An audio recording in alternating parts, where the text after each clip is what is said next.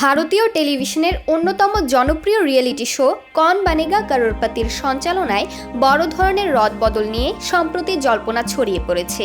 অমিতাভ বচ্চনের পরিবর্তে এবার সালমান খানকে সঞ্চালকের ভূমিকায় দেখা যেতে পারে এমন গুঞ্জন শোনা যাচ্ছে নেট দুনিয়ায়। যদিও এই বিষয়ে শো কর্তৃপক্ষ বা চ্যানেল থেকে এখনও কোনো আনুষ্ঠানিক ঘোষণা আসেনি, তবে ভাইজানের অনুরাগীদের একাংশ চাচ্ছেন তিনি যেন বিগ বসের সঞ্চালনা ছেড়ে কেবিসিতে আসেন। দীর্ঘদিন ধরে সালমান জনপ্রিয় রিয়েলিটি শো বিগ বসের সঞ্চালনা করে আসছেন। 2000 সালে শুরু হওয়া কৌন বনেগা করোড়পতির প্রথম সিজন থেকেই সঞ্চালনা করে আসছেন বলিউডের শাহেনশাহ অমিতাভ বচ্চন। তার অনন্য উপস্থাপন ভঙ্গি শোটিকে দর্শকদের কাছে অত্যন্ত জনপ্রিয় করে তুলেছে। অনেকদিন ধরেই শোনা যাচ্ছে 82 বছর বয়সী অভিনেতা আর বেশি ধকল নিতে পারছেন না, তার শরীর সঙ্গ দিচ্ছে না, সংলাপ মনে রাখতেও কষ্ট হচ্ছে।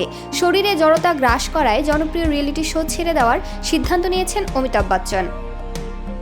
মাঝে গুঞ্জন ছিল তার বিদায়ের পর শোয়ের সঞ্চালকের গুরুদায়িত্ব যেতে পারে তারই পুত্রবধূ ঐশ্বরিয়া রায় বচ্চন কিংবা বচ্চন পরিবারের বড় ছেলে খ্যাত অভিনেতা শাহরুখ খানের কাছে। মাঝে একটি সিজনে শাহরুখ খান সঞ্চালনার দায়িত্ব পালন করলেও সেই সিজনটি সেভাবে জনপ্রিয়তা না পাওয়ায় পরবর্তীতে আবারও সমমহিমায় ফিরে আসেন অমিতাভ বচ্চন। তারপর থেকে টানা এতগুলো সিজনে তাকেই দেখে আসছে দর্শক। নেটিজেনদের মাঝে এই জল্পনা যদি সত্য হয় এবং এই রদবদল ঘটে, তবে ছোট পর্দার আরও এক জনপ্রিয় শোয়ের দায়িত্ব পাবেন সালমান খান।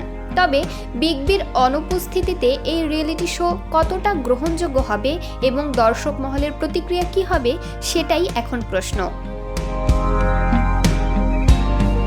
নিউজ ডেস্ক, বার্তা 24।